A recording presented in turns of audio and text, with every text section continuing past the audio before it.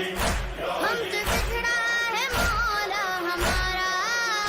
روزہ دارو قیامت کے دن ہے، روزہ دارو قیامت کے دن ہے، خاک اڑاتا ہے زہرا کا کنبہ۔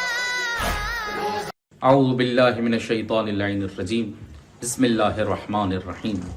الحمد للہ رب العالمین والصلاة والسلام علی اشرف الانبیاء والمرسلین، اما بعد فقد قال رسول اللہ صلی اللہ علیہ وآلہ وسلم ما قام ولا استقام الدین الا بسیف علی بن ابی طالب۔ عزیزان گرامی قدر، آج شب ضربت امیر المومنین حضرت علی علیہ السلام کے موقع پر آپ کی خدمت میں حاضر ہوئے ہیں۔ پروگرام کے عنوان سے ظاہر ہے کہ ہم گفتگو کر رہے ہیں پیغمبر اکرم صلی اللہ علیہ وسلم کی باتوں پر۔ آج جس حدیث کو لے کر آپ کی خدمت میں حاضر ہوئے ہیں کہ جس میں پیغمبر اکرم صلی اللہ علیہ وسلم فرماتے ہیں کہ دین قائم ہے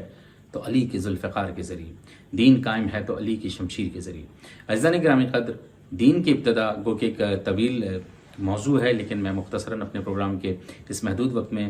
دین کی اشارہ کر دوں کہ دین کی ابتدا جو ہے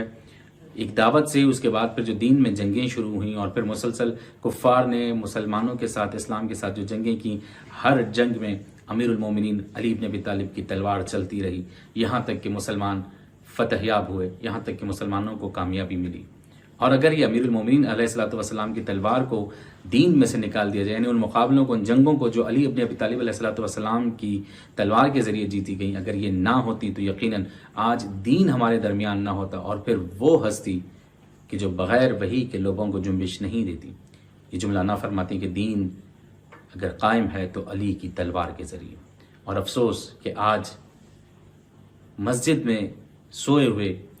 ناپاک شخص نے ناپاک ارادہ کیا کہ جس کی تلوار دین کے لیے چلتی رہی، اسی علی کے اوپر ایک زہر آلود تلوار لے کر حملہ آور ہوا، جس کے نتیجے میں مولا کائنات کی بیٹیاں یتیم ہو گئیں۔ پروردگار عالم سے دعا کہوں کہ پروردگار ہمیں ویسا روزہ دار بنا دے کہ جیسا تو چاہتا ہے۔ السلام علیکم ورحمۃ اللہ وبرکاتہ۔